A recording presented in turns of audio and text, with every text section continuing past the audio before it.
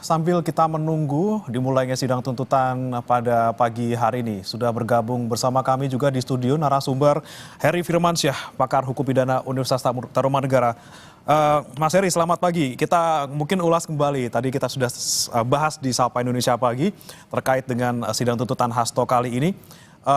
Kita lagi-lagi yang membuat kita penasaran nih, Mas Heri. Gimana kira-kira dari jaksa ini kemudian bisa menuntut Hasto Kristianto? Mungkin kalau misalnya Mas Heri bisa jabarkan ataupun prediksi gitu ya, kira-kira berapa tahun sih, Mas? Saya malah ingin melihat pada persoalan inti ya, bahwa persoalan inti ini kan bagaimana kemudian proses pergantian antar waktu yang dilakukan, sehingga nanti baru bisa menjawab pertanyaannya Mas Benaya tadi ya, terkait dengan berapa lamanya yang nanti akan dituntut. Karena kan harus terbukti atau tidak dulu. Ya. Maka fokus kita ada di pergantian antar waktu tadi.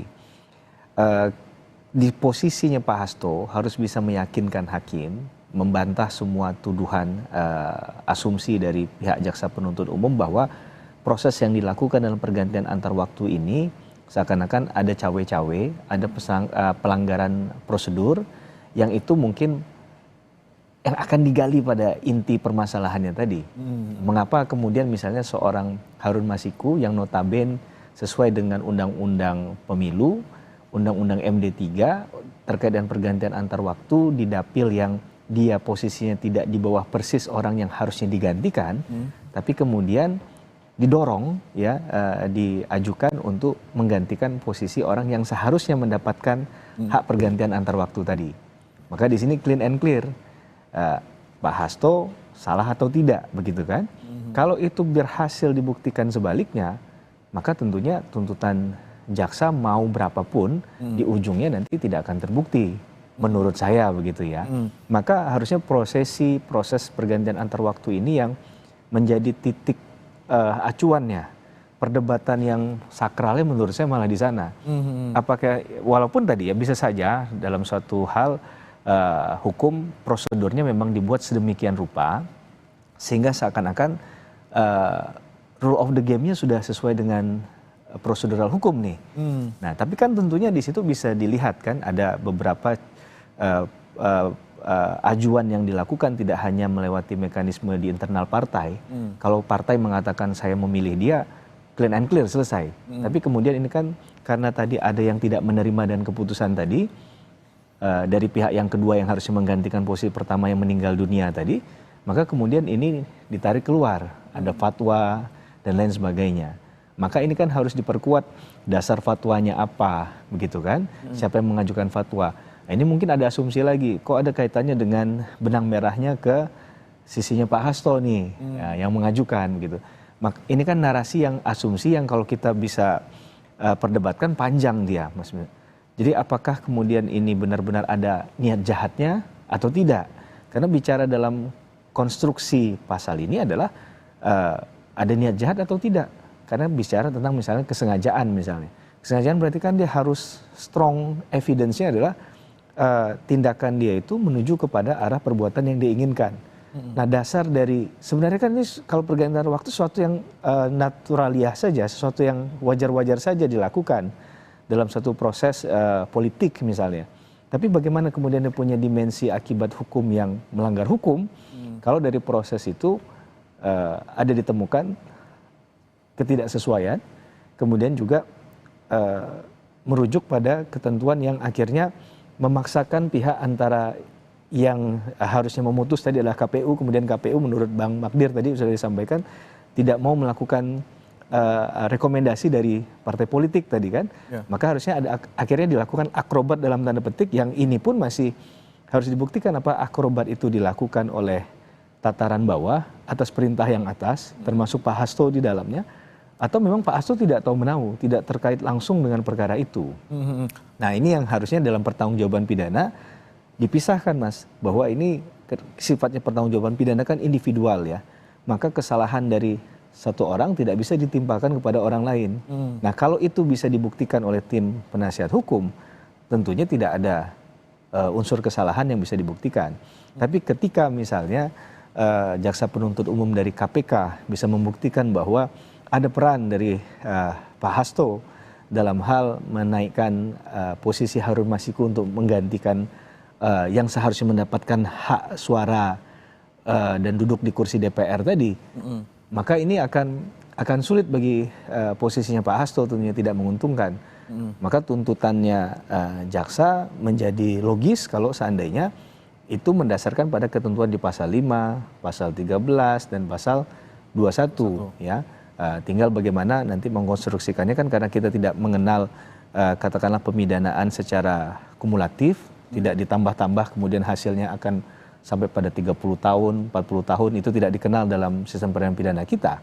Maka tentunya adalah maksimal 2/3 yang kemudian itu nanti akan dilihat mana yang lebih lebih besar porsi ancaman pidananya, dan itu terbukti sebenarnya. Jadi dua kaitan itu menurut saya perlu diperhatikan dalam kasusnya Pak Hasto dan juga dalam sistem peradilan pidana kita tentunya. Oke, tapi let's say misalnya dari Pak Hasto ini kan dituding oleh pihak jaksa bahwa dia ikut memberikan suap sebesar 600 juta rupiah gitu ya kepada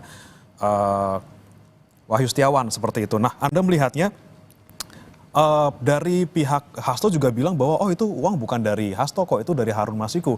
Ketika Anda melihat hal itu, apakah memang kemudian bisa dipastikan Pak Hasto berdasarkan omongan dari pihak kuasa hukum bahwa itu tidak terlibat sebenarnya? Ya, ini kalau dalam pembuktian mungkin istilahnya lebih tepat adalah indirect evidence. Jadi dia bukan bukti langsung. Jadi hasil dari pengembangan penyidikan, kemudian ada keterkaitan antara informasi, keterangan si A dan si B. Nah, ini yang harus di-challenge kan. Ini harus diadu secara pembuktian tadi. Apakah menyandarkan pada satu keterangan orang saja itu kita mendapatkan kebenaran absolut, mutlak? Atau ini ternyata setelah di-challenge hanya mendasarkan pada satu pengakuan yang pada ujungnya tidak bisa dibuktikan kebenarannya. Karena bisa saja seseorang mengatakan si A yang menyuruh saya. Atas dasar apa dia berbicara itu akan celaka sekali kalau hal itu kemudian dimaknai sebagai satu kebenaran absolut, tidak diuji kembali. Bahkan, Mas, bahwa ketika orang itu mengakui bahwa dia sebagai pelaku tindak pidana kan tetap harus dibuktikan juga. Apalagi yang masih ranahnya abu-abu tadi berdasarkan pengakuan saja. Kecuali ada bukti pendukung ya, memang ada serah terima uang, tapi kan akan sulit ya kalau kita bicara praktik, akan sulit mengcapture action tadi, kemudian itu dilampirkan sebagai bukti. Karena nggak ada yang tahu kapan tindak pidananya terjadi. Maka itu dalam dakwaan kan harus dia dilakukan secara cermat, jelas, lengkap, disebutkan lokus deliktinya, tempus deliktinya di mana, kan begitu. Baru itu kemudian bisa disajikan dan hakim bisa membaca alur pikir dari pembuktian jaksa penuntut umum. Memang dalam konsepsi ini tidak mudah juga untuk posisi jaksa membuktikan kesalahan seseorang. Di sisi yang lain juga tidak mudah juga seseorang untuk membuktikan sebaliknya atas tuduhan jaksa. Begitu ya. Sama-sama susah nih antara pihak Hasto membuktikan bahwa tidak terlibat, kemudian jaksa juga agak sulit untuk mencari bukti absolutnya untuk membuktikan bahwa memang benar Hasto yang melakukan. Begini, Mas, kadang dalam pembuktian yang saya pelajari tidak bisa bebas nilai. Kadang kita tahu semuanya, tapi kadang ada batasan limitation yang kadang dalam hal ini tidak bisa diungkap begitu, tapi pembelaan itu tetap harus berjalan begitu. Jadi ketika pembelaan tetap harus berjalan sampai pada tujuannya adalah memenangkan perkara, tapi dibatasi, saya nggak tahu di pihak jasa penuntut umum ataukah dari pihak kuasa hukum, ini yang sulit untuk kita menilai ya, bahwa perkara ini terang benderang terjadinya seperti apa. Maka fakta yang tercecer, fakta yang diselundupkan, itu nggak mungkin akan menimbulkan satu keadilan dalam satu putusan, cerminannya nggak akan ada di sana. Maka yang kita tuntut dalam setiap perkara yang diajukan termasuk kasus Pak Hasto ini adalah fakta hukumnya yang sebenarnya seperti apa sih. Ini kan masing-masing versi kan, versi jaksa penuntut umum KPK begini, versi dari tim kuasa hukumnya Pak Hasto berbeda. Kalau mereka sama nggak akan sampai sidang ini kan. Jadi persoalannya adalah karena masing-masing menggunakan kacamata yang berbeda, sudut pandang yang berbeda. Maka hakim yang netral akan menguji tadi bahwa versi dari jaksa penuntut umum bahwa ada keterkaitan Pak Hasto itu realnya seperti apa sih begitu kan? Adakah perbuatan yang dilakukan berdasarkan kewenangan jabatannya tadi, kemudian juga kaitannya dengan misal pasal penyuapan mempengaruhi nuansa kebatinan dari pejabat negara untuk melakukan atau tidak melakukan sesuatu yang kemudian bertentangan dengan kewajiban hukum yang harusnya dilakukan, maka menurut saya ini bisa baru dikonstruksikan pembuktiannya bahwa pemenuhan terhadap unsur pasal tadi itu menjadi clean and clear, ada atau tidak ada begitu. Ini challenge dari hakim sendiri untuk hari ini bisa, untuk nanti di kasus ini bisa memutuskan ya apakah yang bersangkutan bersalah atau tidak. Oke, baik, terima kasih rekan-rekan pers. Oke, belum ya? Oke. Baik, terima kasih rekan-rekan pers. Sejak awal ketika menggunakan rompi oranye ini, kebetulan nomornya 18, saya kenakan dengan keyakinan bahwa kebenaran akan menang. Satyam Eva Jayate. Karena itulah hari ini saya juga dengan penuh keyakinan untuk mengikuti persidangan dengan agenda mendengarkan tuntutan dari jaksa penuntut umum. Mengapa? Karena di dalam fakta-fakta persidangan ini telah terungkap bahwa proses daur ulang yang dilakukan terhadap putusan yang sudah inkrah pada tahun 2020 ternyata begitu banyak rekayasa hukum. Tidak ada suatu fakta-fakta hukum yang mengarahkan kepada dakwaan dari JPU. Tetapi kami juga memahami tugas dari penuntut umum, bahwa penuntut umum harus punya kewajiban membuktikan, tetapi ya tugasnya menuntut. Nah, sehingga kami pahami tugas-tugasnya itu. Yang penting good news-nya, pledoi sudah saya selesaikan, tinggal nanti menyesuaikan dengan tuntutan dari JPU, dan minggu depan saya siap bacakan dengan berbagai referensi-referensi yang menunjukkan pentingnya the morality of law, pentingnya due process of law. Terima kasih. Terima kasih. Terima kasih, Pak.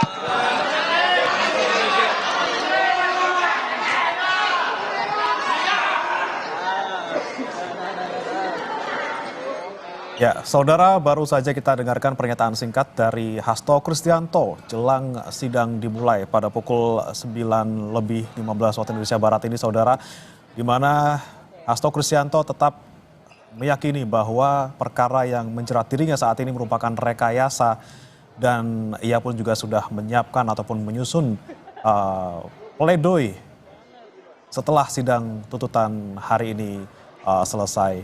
Saya kembali ke Mas Heri lagi. Mas Heri, ini kan sebenarnya ada keterbatasan tadi ya untuk bisa masing-masing pihak membuktikan apa yang menjadi keyakinan masing-masing pihak gitu ya.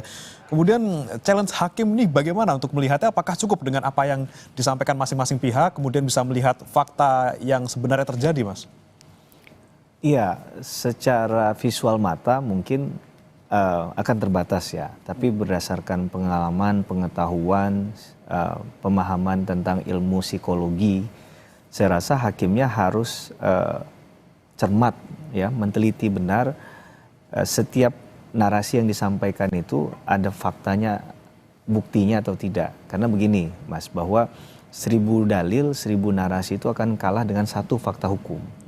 Fakta hukum yang tentunya ada buktinya. Nah, bukti ini yang kemudian mengalahkan narasi-narasi yang jumlahnya mungkin ribuan, ratusan ribu, bahkan jutaan kita sebut.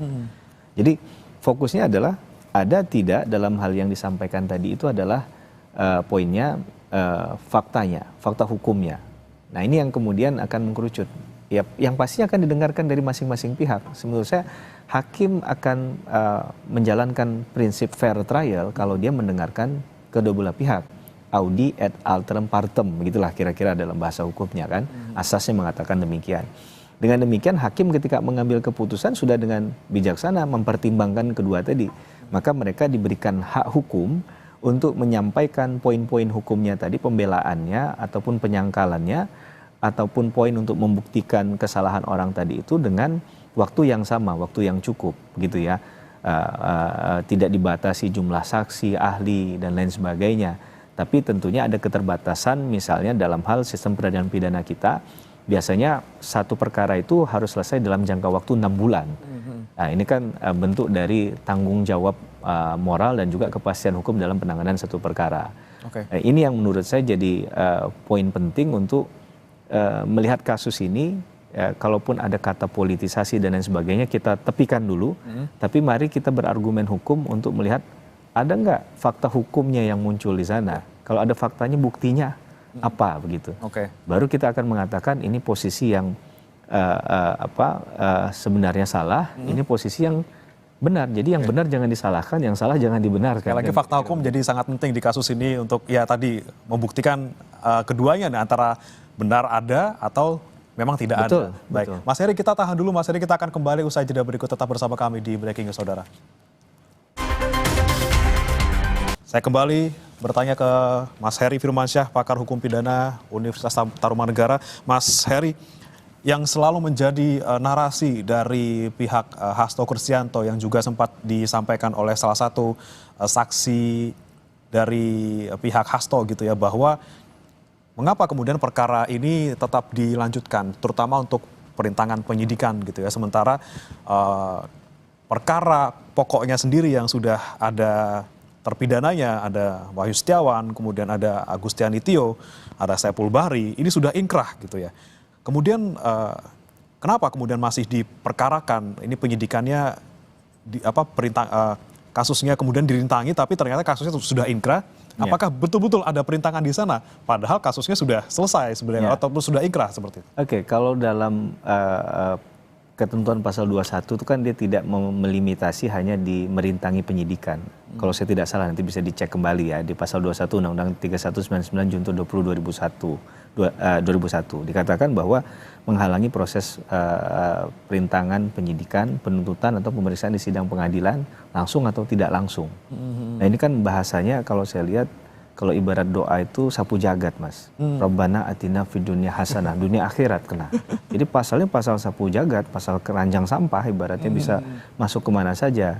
Dan ini menguntungkan bagi pihak yang mendakwa seseorang dengan pasal ini. Maka saya yakin dan percaya atas putusan dari Pak Hasto nanti, apalagi kalau sampai dilakukan pemidanaan misalnya, akan banyak JR terhadap ketentuan pasal 21 ini, khususnya tentang obstruction of justice tadi, sehingga kita sama-sama paham ini makna perintangan penyidikan di awal yang seperti tadi dipahami, bahwa ketika ingin menangkap si Harun Masiku kemudian dianggap merintangi dengan menyuruh seseorang menghilangkan atau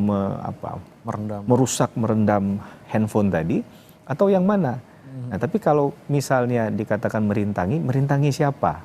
Itu kan pertanyaan yang logis untuk suatu pembelaan, ya kan? Pak Hasto merintangi siapa? Nah, orang yang dianggap dirintangi ini ada apa tidak? Nah, dia goib atau real gitu kan? Nah, kalau dia ada, mungkin itu bisa dikonfrontir. Saya yakin ini juga bentuk pembelaan dari setiap kuasa hukum yang mendapatkan surat kuasa. Pasti akan muter dulu gitu kan? Akan delay dulu dia. Anda mendakwa klien kami bersalah, buktikan dulu kesalahannya. Begitu. Tidak langsung diterima itu sebagai bentuk kesalahan. Di-challenge dulu dia. Dalam tataran pembuktian tadi, apa yang kemudian bisa meyakinkan asumsi tadi bahwa ini adalah kesalahan dari dia, bukan kesalahan orang lain. Mungkin peristiwa hukumnya ada, tapi bisa saja perbuatan itu atau peristiwa hukum itu tidak dilakukan oleh orang yang dimaksudkan dalam dakwaan tadi. Saya nggak mengatakan ini error in persona ya, tapi lebih mengatakan kepada salah mendakwa saja, begitu. Salah mendakwa dalam artian orang itu tidak ada keterlibatan, sehingga harusnya yang digali untuk meyakinkan tadi, tugasnya jaksa penuntut umum adalah strong point-nya dari proses pergantian antar waktu itu ada keterlibatan Pak Hasto, dalam tanda petik cawe-cawe misalnya di situ. Nah, itu dikaitkan dengan proses ini yang sudah kami temukan dalam penyidikan. Kemarin juga kita sudah dengar keterangan dari kesaksian dari penyidik tersendiri kan, AKBP Rosa sudah menyampaikan dengan lantang juga, dia meyakini ada keterlibatan itu. Nah itu kan ada mekanisme gelar perkara juga yang sempat didalami dalam persidangan kemarin. Oke, tapi kan memang yang kemudian menjadi poinnya itu adalah Hasto dituding merintangi penyidikan ketika memerintahkan Harun Masiku dan juga Kusnadi untuk menenggelamkan ponsel. Ini kan sebenarnya dibilang dalam tahap penyelidikan, bukan di tahap penyidikan gitu ya. Nanti kan kita lanjutkan, Mas Heri, kita bergabung dulu bersama dengan jurnalis Kompas TV Fedriska Ananda yang saat ini berada di Pengadilan Tipikor Jakarta. Fedriska, seperti apa di sana? Apakah sidang akan dimulai sesaat lagi? Karena kalau kami lihat visual terbaru di sana, ini majelis hakim belum memasuki ruang persidangan.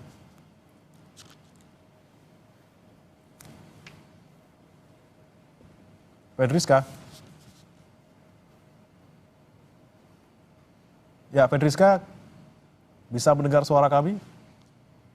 Oke, kami nanti akan kembali sapa Fedriska, saudara. Kita kembali ke Mas Heri lagi. Mas Heri, ini kan lagi-lagi nih, yang menjadi poin dari kuasa hukum Hasto Kristianto adalah, loh ini kan meminta untuk merendam ponselnya ketika belum masuk penyidikan gitu ya, masih di tahap penyelidikan. Padahal di pasal 21 disebutnya di sini adalah perintangan penyidikan, bukan perintangan penyelidikan. Apakah kemudian menuding Hasto melakukan perintangan di tahap penyelidikan ini relevan untuk dibikin kasus seperti ini gitu, Mas? Ini memang tergantung dari positioning mana kita mengcapture ini ya. Tapi penjelasan ini juga akan berkaitan dengan pembahasan rancangan KUHP ke depan. Pertanyaan yang menarik adalah, masih pentingkah kita mempertahankan penyelidikan tadi sebelum penyidikan? Bagi pembelaan tentunya penting membahas batasan penyelidikan dan penyidikan. Sehingga kita tahu batas sucinya mana nih antara penyelidikan dan penyidikan. Kalau di dalam KUHP itu kan Undang-Undang 8/1981 jelas sekali bahwa penyidikan itu sudah jelas ada perbuatan pidananya. Tinggal bagaimana mengumpulkan bukti dan menemukan tersangka di ujungnya. Tapi kalau penyelidikan masih akan ditemukan nih peristiwa hukum ini ada perbuatan pidananya atau tidak. Baru ya, kelanjutannya tadi kan menemukan tersangka. Maka ditarik maju lagi, lebih maju lagi. Di challenge tadi, apakah ini masuk ke dalam batas penyelidikan atau penyidikan? Karena kalau penyidikan udah jelas, pasti ini perbuatan pidana. Tentu bagi positioning pembelaan akan menyoal masalah kita belum sepakat ini apakah ini penyidikan atau penyelidikan. Maka harusnya dari uraian penyelidik dan penyidik yang dihadirkan kemarin, hakim harusnya bisa menilai ini sudah masuk ke tahap penyidikan atau masih sebatas penyelidikan. Oke, baik. Ini yang nanti kemudian jadi soal ke depannya ya, Mas ya. Kita ke